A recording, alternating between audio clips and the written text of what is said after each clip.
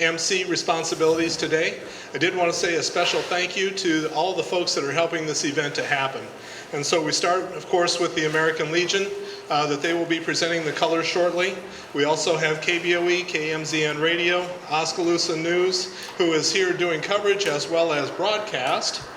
We also want to say thank you to the Oskaloosa Herald and New Sharon Sun for their coverage of this as well. The sound system is presented to us from George Daly Auditorium, and so we're thankful for that. Midwest One Bank doing a great job of giving us our free coffee this morning, and also Smoky Row for presenting, giving us the venue for this event, comfortable place to sit and a good place for conversation.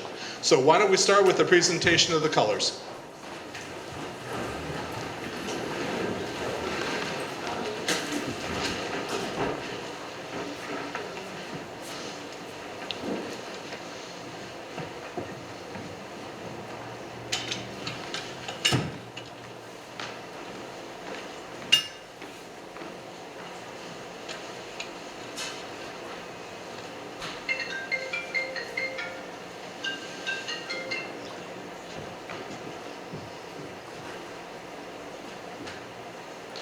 Would you join me in the Pledge of Allegiance?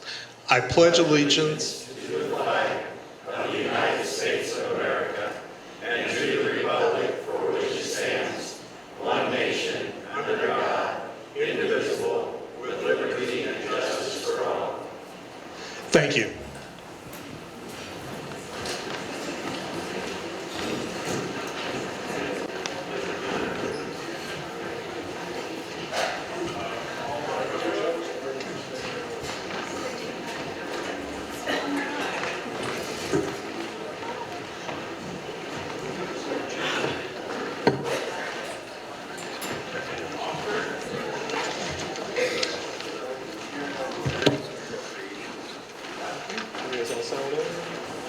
Okay, I think we're all settled in. As you know, this venue is one where we typically ask questions or make comments so we can work with our legislators on that. Wanted to present that we have Senator Ken Rosenboom here. We also have Representative Dustin Hite and Holly Brink here, that they are actively involved in the legislature and have been. Funnel Week, I believe, happened this last week. And so why don't we start with opening comments from them. Well, good morning. It is a hot mic. Good morning, everyone, and thanks for coming. Before I begin with any comments, I just observed some newer faces in here, which is great. But I also, on a personal level, observed that some of the old familiar faces are not here. And I'm speaking specifically of two good friends of mine, Larry Lindsley and Ken McGills. Larry Lindsley I grew up as a boy across the road from Larry and across the field from Ken. So I've known those guys my whole life, and they have been great neighbors and great friends. Larry's not able to be out. He's in the Oskaloosa Care Facility right now. And Ken is at the hospice house. Cancer seems to be getting the upper hand right now. So those are familiar faces to a lot of you. And of course, Ken's dad served in the Iowa Senate for, I think, 20 years. So I've got so many connections with that family. So with that, there's a lot of policy issues, of course, that have come up. You've been reading about in the papers. And we're all busy with those in our respective committee assignments. Going forward, next week, at least in the Senate, I'm sure in the House too, we're going to do a lot of floor debate. We're going to discuss those on the floor and vote on those matters. But we're going to start kicking the other side of this process into gear. That's appropriating money and tax considerations. So I thought today maybe it would be good to review where we're at relative to the state budget, just 30,000 foot view. Our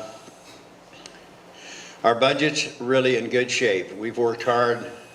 This is the fourth year where we've been able to have control of the budget. And I want you to know that our rainy day funds, that's the cash reserve fund and the economic emergency fund, are both full to to the tune of about $800 million.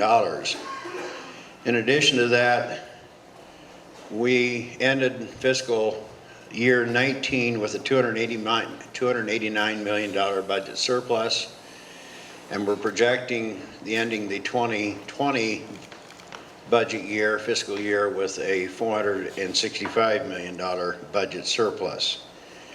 In addition to that, and this was an initiative of the Iowa House, in 2011 we created the Taxpayer Relief Fund, and that has a complicated formula, but it puts funds into that, or money's put into that fund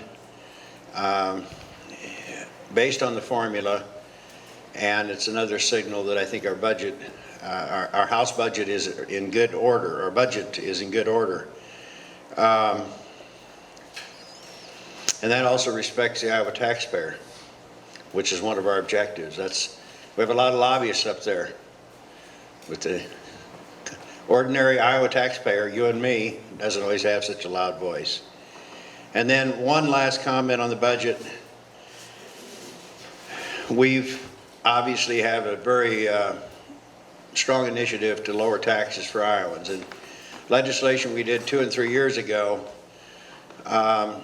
set up a series of triggers that we had to hit to actually trigger tax cuts. And I'm just wanting to say that we're well on it. We're actually about a year ahead of schedule on meeting those triggers.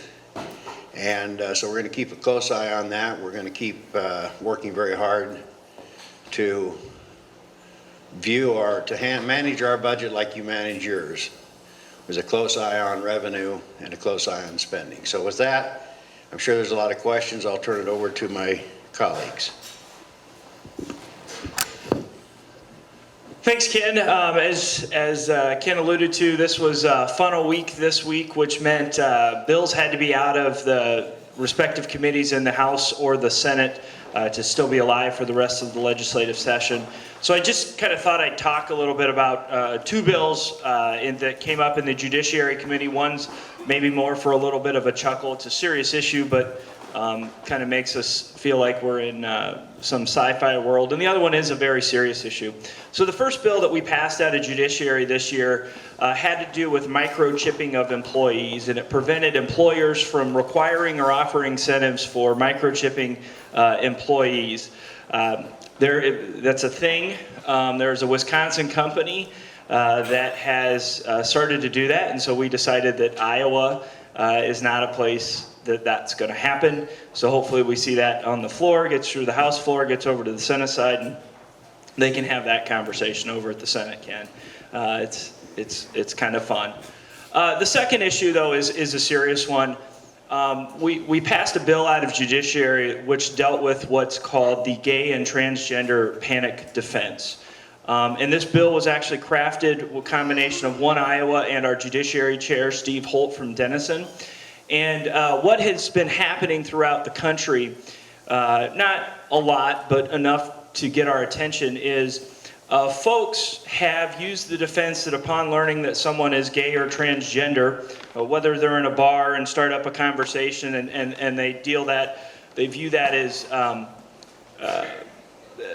offensive and use that as a defense to the crime of murder, that the other person was gay or transgender and that bothered them so much that that's why they did it. And so we passed a bill in the Judiciary that said that's not going to happen in the state of Iowa. Right now that bill only applies to murder. Hopefully it applies to all crimes, because while that issue we may all have disagreements on, hopefully all as Iowans we can say that is not a justification to a crime, to a violent crime. And so I was very proud to vote on that bill and get that out of Judiciary unanimously this past week. As always, I would encourage all of you, get on our website, legis.iowa.gov, play around with that, figure out how to look at bills and what's all going on, and find the bills, the topics that interest you, and reach out to us and let us know your thoughts. Thank you. Yes, it is definitely a very, very busy week. Education ran quite late, so did Human Resources this week, trying to get some different bills through. We worked on our behavior management to get that ready for on the floor to protect our teachers.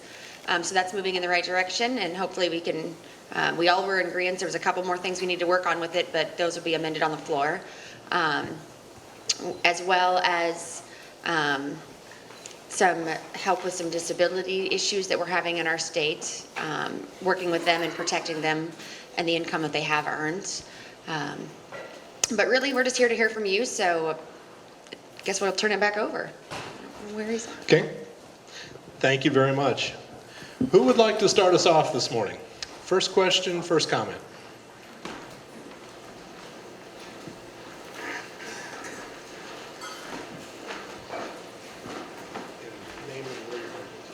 Patrick Frangi from Oskaloosa. A couple weeks ago, I read regarding what the legislature was looking at in regards to in our schools where children would be taught about homosexuality and transgender. And the legislation was talking about that parents would have the right to say they did not want their children exposed to that. And I was just wondering, what's the update on that? That's House file. It's in education, but did that go? I can't remember the vote on that one. I know it was a discussion we had, and it was part of another, I'm trying to think of the outcome of that one. It was the day, it was really busy. We were discussing it was a waiver form. And I cannot remember if it's going to move on or not. That was one I did not double check on myself. I will get you that answer. Well, Pat, I'm like Holly. I don't know of anything in the Senate. There could be, and just so you know, we're so focused on our respective committee assignments the first few weeks, we don't always know what's going on in other committees. But you raise a very important point and a delicate one. A week ago was Valentine's Day. A week ago yesterday, as I recall. And on my desk, and I don't know about the House, but in the Senate, every senator had a Valentine's box on their desk. And presumably you would open it, you would find candy, but there wasn't candy in there. What I had was 7 handwritten notes from what would appear to be second, third, fourth graders encouraging me to ban conversion therapy. Now, this isn't going to be a discussion about conversion therapy, but it was troubling to me, and I said this is delicate, and it is. All the cards were closed with a rainbow sticker. The sponsor of all of this was One Iowa. Is that the group? Safe Schools, I'm sorry. I mixed those two up, but Safe Schools. My point was, apparently in some classrooms, kids have become pawns to advance a certain political agenda, and I find that troubling. I don't think that's appropriate for either political side to do. But I think in response to your question, Pat, I think it's important to bring it up because I think you need to know how certain political positions are being advanced. And I do not believe our children should be used at obviously a very young age. So that dovetails with, I think, your question, maybe your concern, and I just ask everyone to be vigilant. Next question or comment?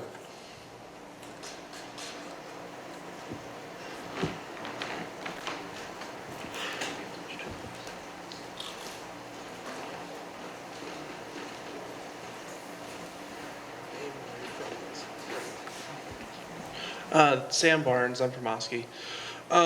So I was curious, as I haven't really heard anything in the news lately, what the progress of the heartbeat bill is. If that's dead or is it still ongoing?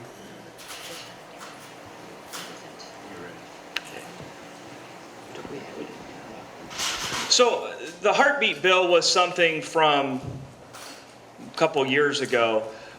You might be talking about the life amendment. So in the House and the Senate, it's passed out of the Senate, it's passed out of the judiciary in the House, is a proposed amendment to the Iowa Constitution.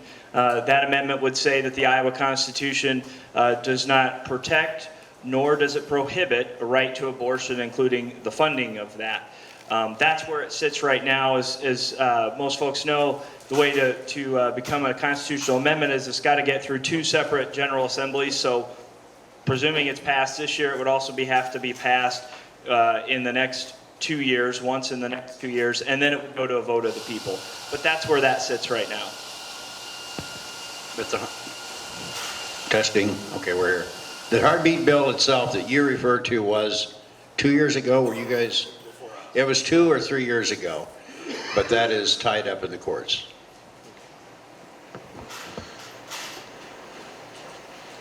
Next comment or question?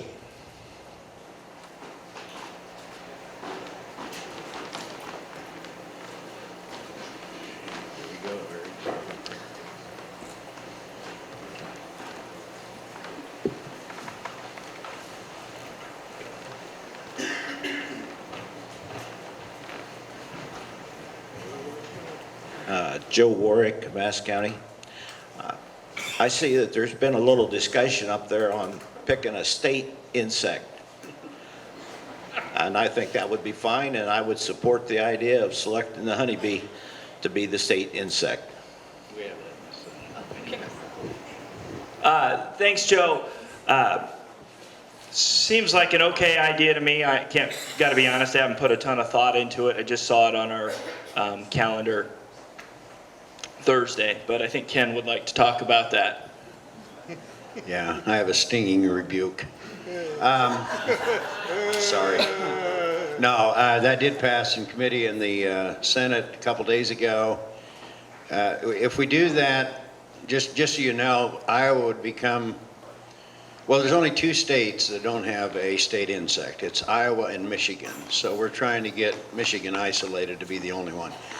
But interestingly enough, we would become the 13th state to have the honeybee as the state insect. So just some fun facts. Yeah, probably. Next question or comment?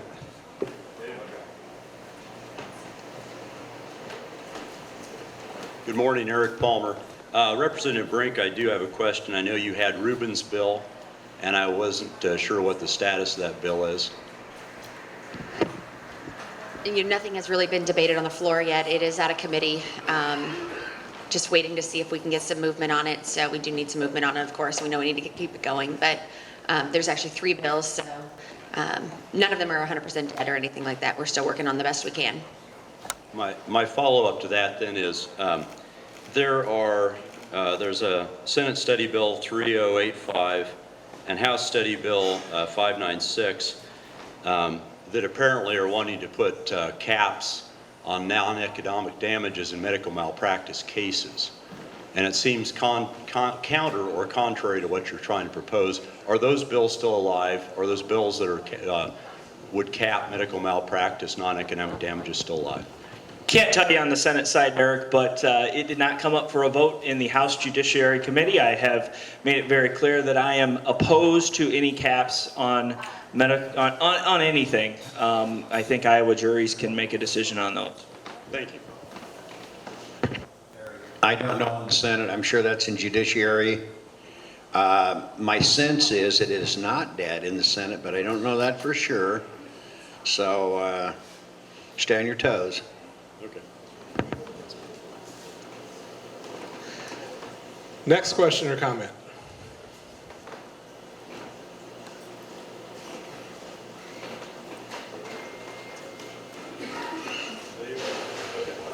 No? Okay. One more time, Eric Palmer.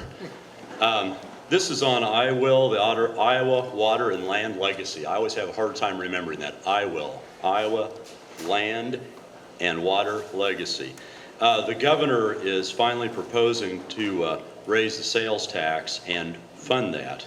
When I was in the legislature, I had to vote 2 different sessions to get this on the ballot, and 63% of Iowans passed the trust and also pass the formula that we developed. I'm looking at an Iowa Fiscal Partnership report, and they're showing the difference in the funding formula that the people of Iowa voted on and the funding formula that the governor's proposing.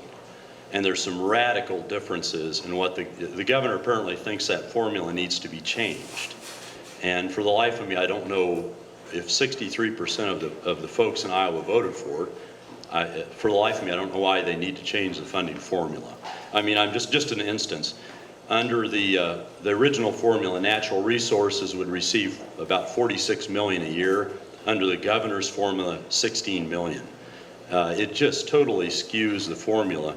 And I think the voters of Iowa told you what they wanted, and I hope you'll deliver. Well, Eric, I've been right in the middle of that one for months, and you know that, and that's fine. But, and I have to be careful here, we don't have all day. To your point, a couple of your points. One is, you said you were part of at the legislature when the constitutional amendment was proposed and passed twice. But you never funded it, nor did those that championed the original formula ever have the courage to actually fund the formula.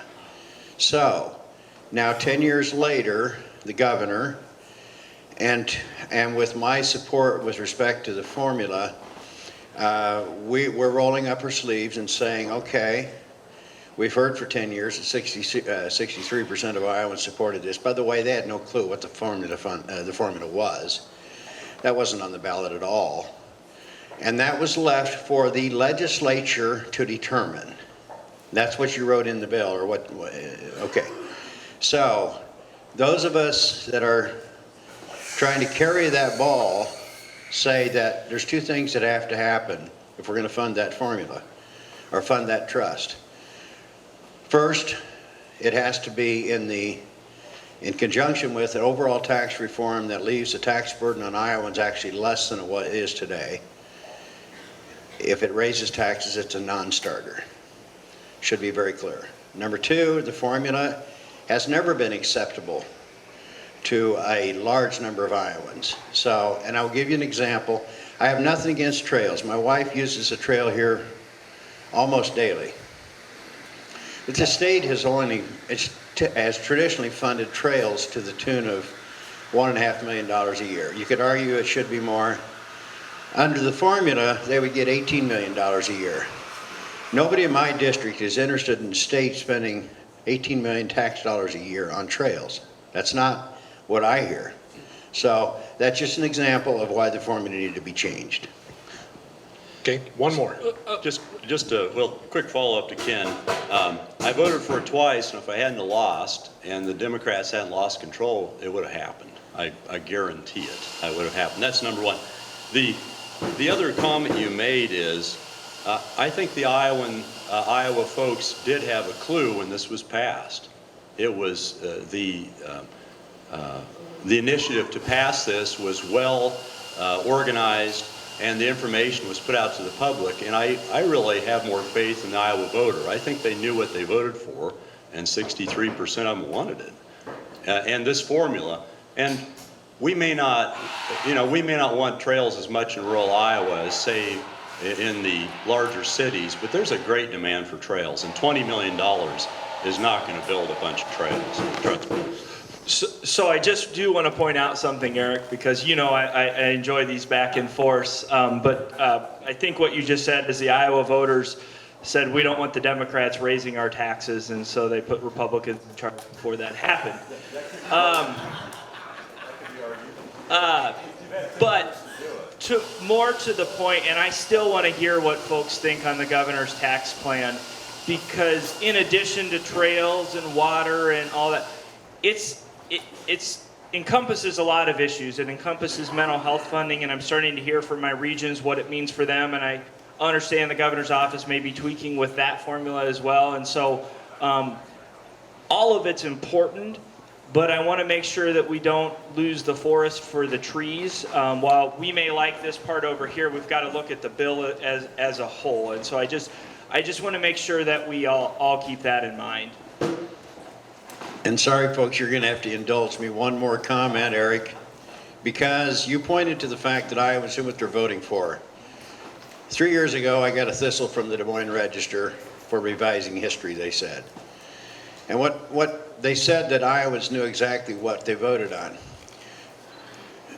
The word tax or tax increase never showed up anywhere in the ballot language, which I think is very disingenuous.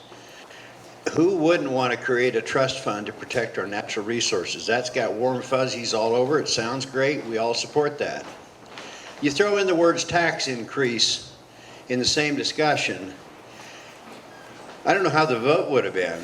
I do know that Iowans would have been more informed. So people want to gloss over the fact that the tax increase was not part of the ballot language.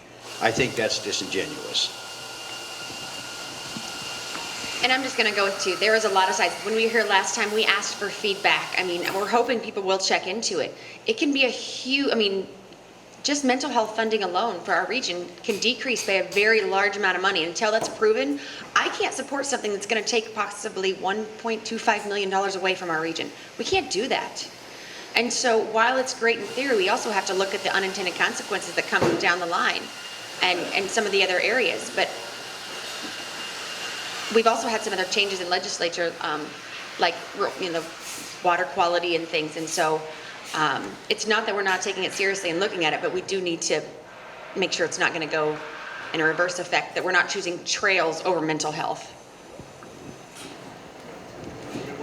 Kyle Brown from Oskaloosa. Just thank you guys for showing up. We appreciate you doing this. I was just curious if you guys would like to set up another Eggs and Issues once you guys get further into the legislation. Right now, you guys can't really talk about what's going on with the budget and things like that. So could we set up another thing in March? Doesn't necessarily have to be here on Smoky Row. Just seems like right now you guys can't provide us a lot of answers outside of what's happening specifically with your committee. And I know you guys have some elections coming up this year. I feel like the more informed we all are, the better we can vote in November. So, To your point, sir, we have one March 28 here. March 14, we will not be here because that's the county conventions and all of us have to go to our respect. We have, as you said, election campaign responsibilities, but we will be here a month from today, or it's 4 weeks from today. 5 weeks from, whatever it is, 5 weeks from today, I guess it is.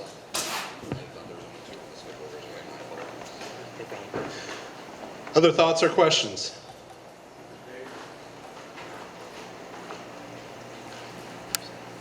Hi, let's step over here. Yeah, Gary Capps from here in Oskaloosa. Question regarding the recently advanced bill for protecting mobile home residents from rent raises and evictions. I'm curious if any of you were involved in the bipartisan preliminary negotiations to advance the bill, if any of you served on committees that considered the bill, why do you think it was killed, and do you have any plans to support any attachments to future bills that would accomplish the same purpose? So I don't know that any of us was specifically involved with those bills. I know I wasn't specifically. I know it was not brought up for a vote in the Judiciary Committee, and I can tell you why. And that is because the bill as proposed almost or went too far. So when we're talking about mobile home residents and rentals and those sorts of things, we have to balance two interests. We have to balance those of the mobile home owner because they are not situated like apartment renters. They just simply aren't. They own their own home. It's there, it's expensive to move, and it's hard to sell. And then we also have to balance the right of the mobile home park owner, the landlord. And I think there was some feeling in the committee leadership on the House side that it got too far in the way of essentially being rental caps. And so I think there's still some hope, and I think there's still some support to do something this year and finding a vehicle to do that. That's what I can tell you from the House side. On the Senate side, I may have missed something, but I have no sense that it's dead. The reason I say that is I counted, there were 30 or 31 sponsors, about evenly bipartisan, as you mentioned. Dustin's right, the bill goes way too far. I was interested in working on this late last year when it first came up, because we know we have some bad actors buying up some of these properties. But I declined to co-sign. I'm not one of those 30 names on there, because I thought it was regulatory overreach. I thought it was a classic example of we got to fix something, so let's use a driver where a 9-iron would do. So we'll see. I just don't think it's dead. Next comment or question?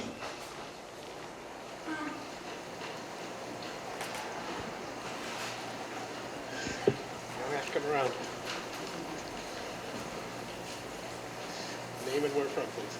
My name is Shelby Jones and I live here in town, but I was wondering if anybody has ever thought of like apartment buildings for like people who don't go to college here, because I'm pregnant and me and my fiance are trying to find a place, and it's extremely hard to find a place for rent for like low income. Like, I wouldn't say low income, because we have tried to go to low income, and we're like right in the middle where we're like right above the amount of money to pay for, but we can't find like any apartments in town because of all the college students and everything. Well, one thing that we're doing is we understand that like rural housing and housing in general is a crisis. It's not just a crisis here, it's a crisis over the entire state. There's been a lot of initiatives to work on, improving that situation. We have at the Manufactured Home, or the Prison Reform Housing Act, can't think of the name of it right now, where we're having up in Newton, they're building houses to push them out to the rural areas. The Council of Government has also been working on some different initiatives, so we are working the best we can to try to improve that. It is something we are trying to address the best we can. So, and that's a concern, as Representative Brink said, across the state, is affordable housing from all levels, from affordable apartments to affordable homes. All of it's important. One of the things that I will say is it's probably more of a local issue, so the guy standing next to you, that's who you should talk to. But I know anytime, Dave, that we can. I'll come up with a special question just for you. Appreciate it. But I can tell you that I personally have had conversations with Tom Flaherty and Wendell Campbell, who are with the Mahaska County, and I saw Tom around here, and so I don't remember the name of it, Housing Committee, essentially, and we've been talking about affordable housing in the city of New Sharon. That's where I'm from. But I know that all areas, including local governments, are working on this issue. There's some great models in Marion County. Pella, the Marion County has teamed up with the city of Pella and city of Knoxville in trying to address that issue. And so I think that's what it's going to have to take. Not to put you on the spot, Tom. Thank you. Next question or comment?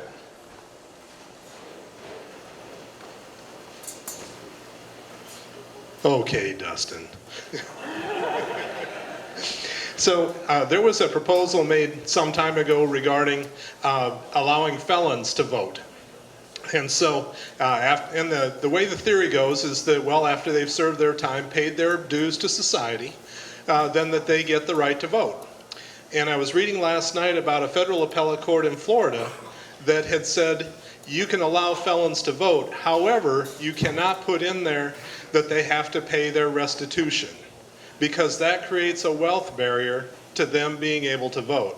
And so I realize it's just federal appellate, it's just in that part of the country, but do you think that changes anything with the felon's right to vote?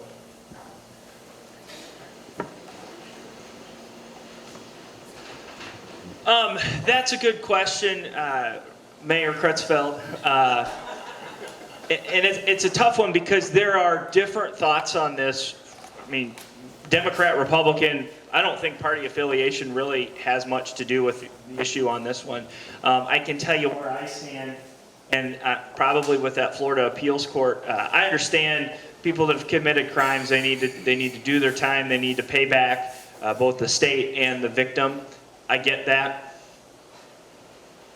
But I don't think that our country, our state ought to be deciding who votes based on their ability to pay. And that's what I have a problem with.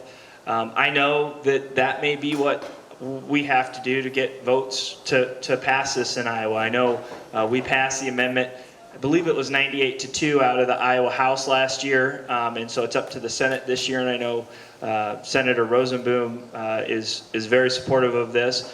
But you know, that's just one of those conversations that I think we're going to have to continue to try to make this thing move forward. Yeah. Did we mention there's a housing problem in Oskaloosa, Dave? No. Sorry. Okay. Actually, Governor Branstad, before he left the state, was working on this initiative. Governor Reynolds, to her credit, has picked it up.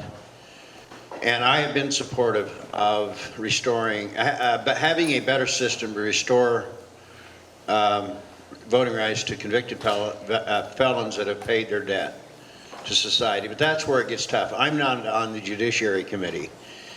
It's obviously, I think most Iowans would agree that those that have been convicted of rape, murder, perhaps kidnapping, that may be a permanent, they may never have their rights restored.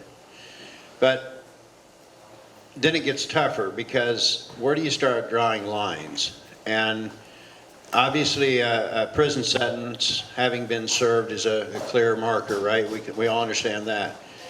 But as does restitution to either the state or, more importantly, to the victim, where do you draw those lines? You know, if this person owes $43,000 in restitution to whomever, do you draw the line there? Or if it's $4,300, or if it's $43, where do you draw those lines? And that, I think, is where it gets difficult.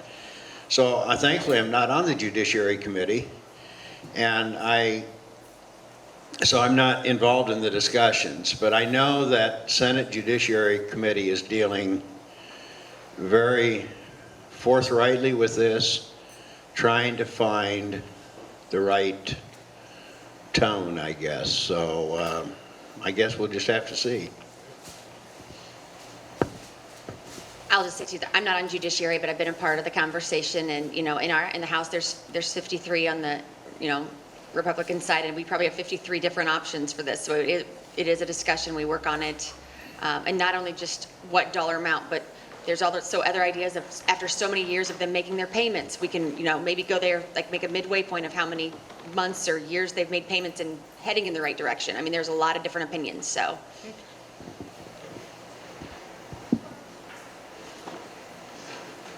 Name and where from? My name's Bill Morgan. I'm from Oskaloosa. Back to this prison reform, and like was Justin said, a Florida appeals case creates a partisan. Well, you had what? Murder and rape and something else. And wasn't there something to break down all the crimes? And you know, who's going to be the candidate that you will open the door for the prison and find either the 43,000 or 4,300.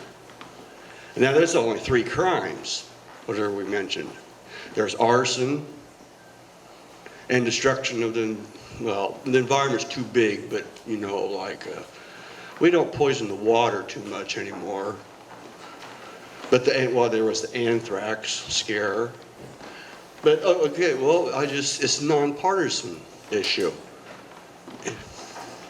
Thank you. Next question or comment? Yeah, Terry Board.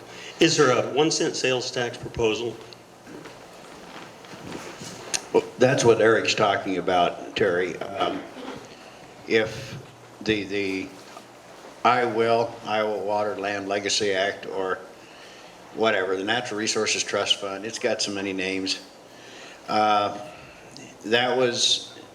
That called for, what that referendum 10 years ago stated was that when Iowa raises the sales tax, at some point in the future, we want 3/8 of a cent to go toward this trust fund. And that's the question before us. The governor, in her State of the State address, called for, or has presented legislation to do just that. It would raise the sales tax 1 penny. It would offset that with some income tax reductions and some property tax considerations, so that the net result, the net tax on Iowans would be actually lower than it is today. But, pardon me? Well, the discussion has started. And I will tell you, it appears to, while Eric and I can talk about the formula all day long, none of that means anything until we actually put money in the trust. So, and that brings in the whole tax debate. And I think anybody in the room understands once you start talking about taxes, everybody's got their ears open, right? Everybody's engaged. So this kind of legislation is very complex. Not only is it the tax side, it's the formula, the spending side. But beyond that, this is the kind of legislation that can take arrows from many different sources. So it's a heavy lift. The governor was in this room 10 days ago making the case. And guys like me that have been very involved in the formula are waiting. I've always said I've had an open mind on this. But there's a lot of players up there. And I have no prediction. It doesn't seem to have a lot of legs right now, but I don't think that means a lot. It's still going to have a lot of discussion over the next few weeks. Next comment or question?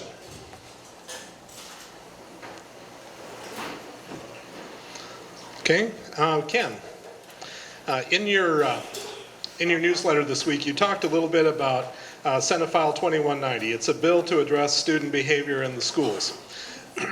And so we've heard these stories about kids that are misbehaving in a classroom, and then that can actually trigger evacuation, whether as far as all the students having to leave the room for their safety, that sort of thing.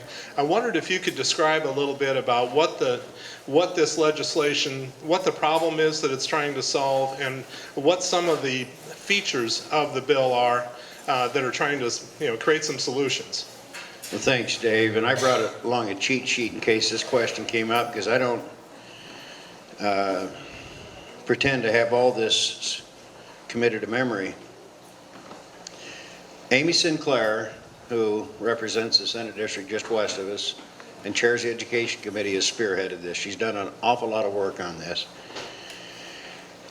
5 things this legislation does. Number 1, it provides some teacher training and professional development on violent student behaviors, least restrictive environment. That's a term in the education industry. So teacher training, professional development, creation of therapeutic classrooms, and access to alternative placements. That's big, because right now, if things get out of control in the classroom, there's maybe no place to take a child, and so they keep him in the room. The rest of the room is evacuated. He or she tears the room up. Well, that's certainly not acceptable for anybody. So it does provide for some therapeutic classroom opportunities. Number 3, education and code updates relating to least restrictive environments. That's jargon, but we have a federal Department of Education that has some really strict rules on least restrictive environments. And this is just code cleanup to make sure the Iowa code conforms with those federal requirements. Number 4, regulation and guidance on the use of classroom clears. So we're trying to set some goalposts on what, or some guidelines, I guess I should say, on what when a classroom clear is called for and when it's not. And number 5, protection. This is huge. Protections for teachers dealing with violent student behaviors and creation of better reporting requirements for those. So we all have stories of teachers being beaten up, literally physically beaten up in the classroom. And it's got to stop. And we as a legislature, as a state, are trying to come alongside and do everything we can to support them in any way we can. And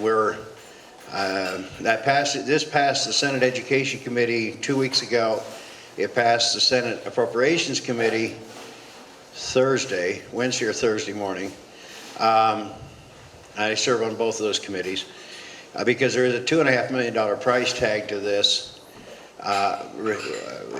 with regards to the therapeutic classrooms. We recognize we're going to put some money into that to support our school districts for that. So that's in a nutshell what it does. Pretty complicated piece of legislation, but Amy's done a great job on it. And it passed out of the Senate Education Committee on a 19-to-1 vote. So it's bipartisan. Okay. So, and for me, I think one of the things that we do need to focus on is this least restrictive environment. And I think there's been some misconceptions on there because a lot of times we think least restrictive, that means the child who may have some behavior issues needs to be in the classroom, and that simply is not true. When we have these classroom clears, that child's not learning anything, and neither are the 20 other ones that have to be removed. That is not the least restrictive environment for that student. And quite frankly, it's doing none of the students any good. And so I think that is going to have to be an important part of what we see come through and address that concept of the least restrictive student, because we want all of our students to be in an environment where they can learn the best. And being on education, I was actually part of this in the education committee on the House. We went through this on Wednesday. It was a very lively discussion. Again, a lot of different opportunities for people to share their thoughts and concerns. And we, while we passed it out, we also have agreed that there will be some more amendments that we'll be doing on the floor. Such as one of the things we did is who's going to be in charge of reporting to the parents that their child has had a situation. I mean, there's a lot of different, that's just a very small piece of it, but that was something that there's a disagreement on that we've been working through of is who's going to be, is it going to be the principal, is it going to be the superintendent, who's going to call the parents? So there's a lot of pieces. Also, if you have a child that seems to be more disruptive than others, how to allow the teacher to go and have a discussion with that student to encourage them to do their work.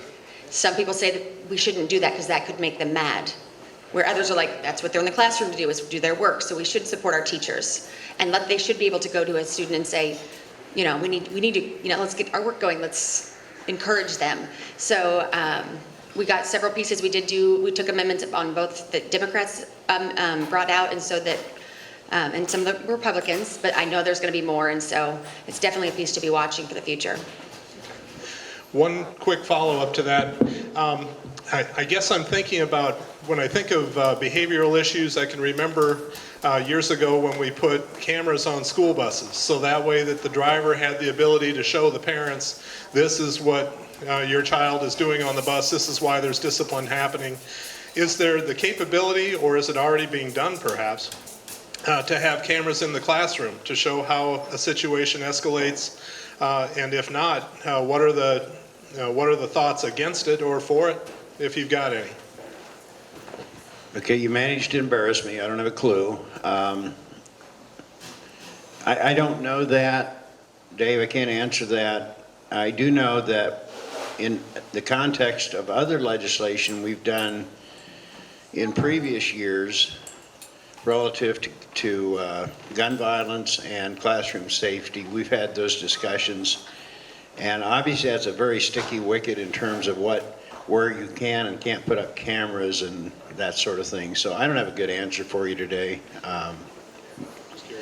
Sorry. Well, I know we have, so I'm going to plead ignorance like Senator Rosenboom here, but I do know we have cameras in our schools, in the hallways, in those situations.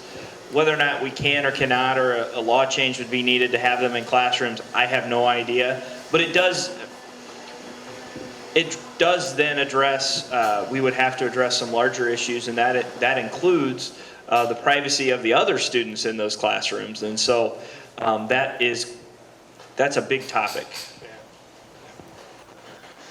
Okay. Other comments and questions?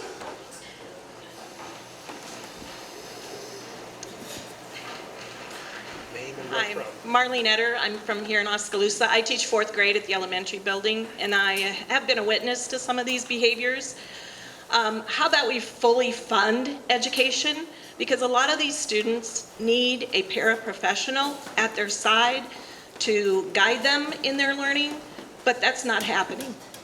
I'm curious as to, I know that one of you have proposed a 2.1% increase.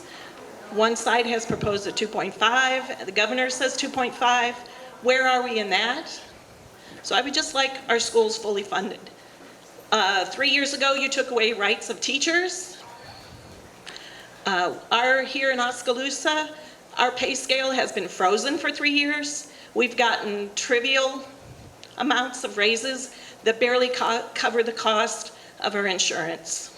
So I'd just like to know where we're at. I'm not in the necessary of the debate between the 2.1 and the 2.5. I know that the leadership is having discussions on that. Can you give me a fully funded number? Because no one's, when people say fully funded, I'd like to know what fully funded is. Can you tell me that dollar amount? Because I know that the 2.5% is a little over $100 million more. We also have, when we were here 2 weeks ago, we talked about that. It's got to be 2.5% of what? And fully funded to us is we follow through on our promises. 2 weeks ago, I talked about how, in 2002, they were promised, that education was promised a 4% increase, and they end up getting a negative 4.3. The next year, they were promised 4%, and they only got 1. We've fully funded what we said we're going to give you the last 10 years. It's been over $100 million, or what is the, over $1 billion we put into education more.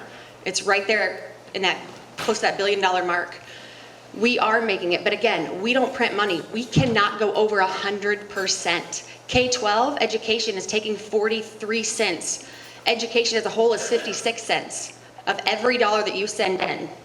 Then you have the Medicaid and Medicare, human resources, that's at 24%. Everything else has to work off 20%. So if you can give us some suggestions on what we can take away from where else, I mean, I don't think you want us to take away from mental health.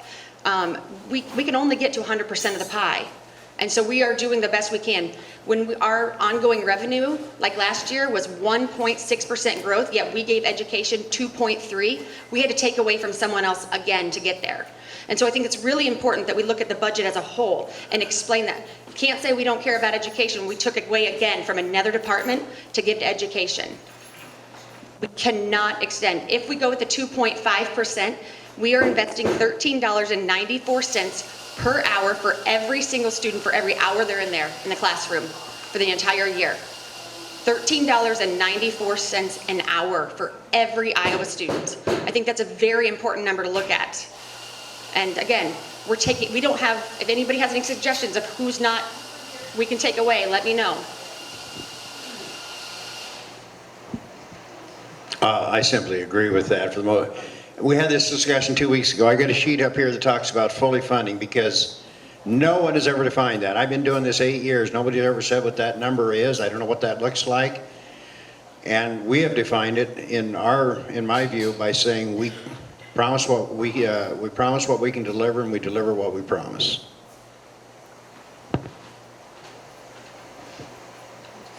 Okay, I'd just like to follow up. You talk about a budget surplus. I'm curious what plans you have for that, or is that just money for a rainy day? Well, a budget surplus is also a one-time money. So I think it would be very irresponsible for us to say, this year we're going to give you another $50 million that's not going to be there next year when you guys would then have to make a cut. And a lot of it, there's like $250 million of that's going to have to go to cover the Medicaid that problem we have. So a lot of that's already spoken for different areas. We also have a huge technology issue that's going on in our state that we're trying to figure out how to make happen. So that's a one-time money necessarily. That's not ongoing revenue. So we have to be very cautious of what you do with that because the next year that money might not be there. And so that's a huge concern. We can't, you said your salary, we can't give you a huge increase in salary and not have the money to cover it next year and then tell you you're going to have to get a $10,000 pay cut. That would be very irresponsible. That surplus is one-time money, so there's only certain things we can do with that. I think the other thing that we have to be careful every time we talk about a surplus of money, that's Iowa's taxpayer money. That's taxes we have collected, the state of Iowa has collected from all of you.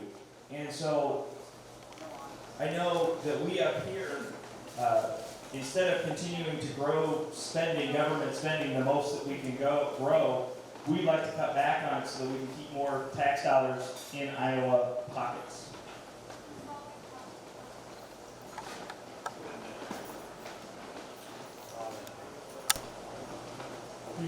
Roger B. I'm from Oskaloosa. I taught school for 40 years. I was involved in getting collective bargaining set up, and in the 40 years I taught, I thought it was the best way for local control because we gave, they would give their proposal, we would give ours, and we'd compromise. We never did go to binding arbitration. It worked out what I think to be probably the best situation for the taxpayer and for the teachers. But for some unknown, I just like to know the right rationale that the GOP came up with to take that away when it was working so well. Roger, glad to meet you. You've sent me a lot of strident emails lately, and I answered one to you last night. I would like to have you tell me what I told you last night. Tell the crowd what I told you. I explained to you very carefully. I put it in the context of classroom size. I put it in the context of overall spending. I put it in the context of comparing teacher salaries to their neighbors that are paying taxes. I put it in the context of the U.S. Labor Bureau's analysis of wage growth in different sectors of our culture. So I gave, I think, a very, very thorough answer to your question just last night. So, why did you get rid of collective bargaining that was working so well? Another thing you mentioned about how much money we were getting, that you haven't. How long have you been in a classroom? How many times have you spent a week or so in a classroom? well, obviously I haven't spent a lot of time in the classroom in the last 50 years. I shouldn't have to apologize for that. I spent a lot of time in class. I spent a lot of time in the school board over the years. I talk to teachers all the time. Your question about collective bargaining, if you want to rehash 4 years ago, 3 years ago, that's fine. We did it because of all the creep. That's not, that's an unfortunate word. Mission creep, right? Collective bargaining was set up a certain way 40-some years ago, but over the years it changed, it morphed, or creep. A lot of, and it is something very, very different. So we put it back where it was 40 years ago.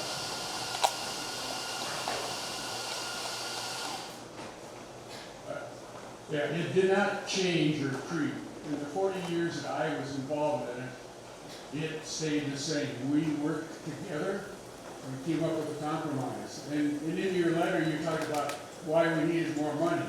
Well, you haven't been in a classroom. You haven't seen the kids, the classroom, and the teachers. And as you mentioned, the number of aides maybe that were needed for those kids that go out of control. So, you know, unless you walk a mile in somebody else's shoes and you make decisions about other people and you've never been in that environment, I think it's very difficult. It'd be like me trying to make decisions in your shoes. I've never been there. Well, I appreciate your point, but I guess I would just ask you to respect the point. I'm not a teacher.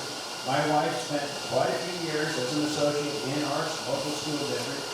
My niece is a kindergarten teacher there with a certificate for early childhood development. While I've not been in the classroom myself, I've certainly been immersed in a lot of the conversation regarding classrooms. That gets us within about a minute of our allotted time. Do you have any parting comments? I'll just thank everybody for coming out. You know, this last week, being final week, it was definitely, with being on 7 committees, was a crazy whirlwind of early mornings and late nights. So I know I'm going to follow up with Pat over here on that answer because I can't quite remember exactly where that one made it through and the discussion exactly on that, if there was an amendment or not is my question. But just thanks everybody for coming out, thanks for the support, and I really appreciate it. Yeah, once again, I also want to thank everybody, thank Mayor Kurtzfeld for moderating this. Encourage everybody, come up to the Capitol, come visit us. This might be a good week to do. This is what we call the blue calendar for Monday for us. The blue calendar is those bills that are eligible for floor debate. This week it goes on to 3 pages. These are things that made it through funnel week that most of them are probably bipartisan unanimous votes. But if you want to come see how the legislature works, this might be a very good week to do it because I think we're going to go through many of these bills. Yeah, that's a good note, and I mentioned the 19-1 vote in committee a couple days ago. So much of what we do, it doesn't show up on the front page. It's not contingent. We do a lot of bipartisan work, and a lot of 50-0 votes in the Senate. So, but as Dustin said, I'd love to have constituents, especially students, but I'd love to have constituents come up. It's always refreshing to have anybody from home. I don't care if we disagree on the issues. That's what we do up there. We talk and we discuss, and that's how we solve problems. So, thank you for coming. Okay.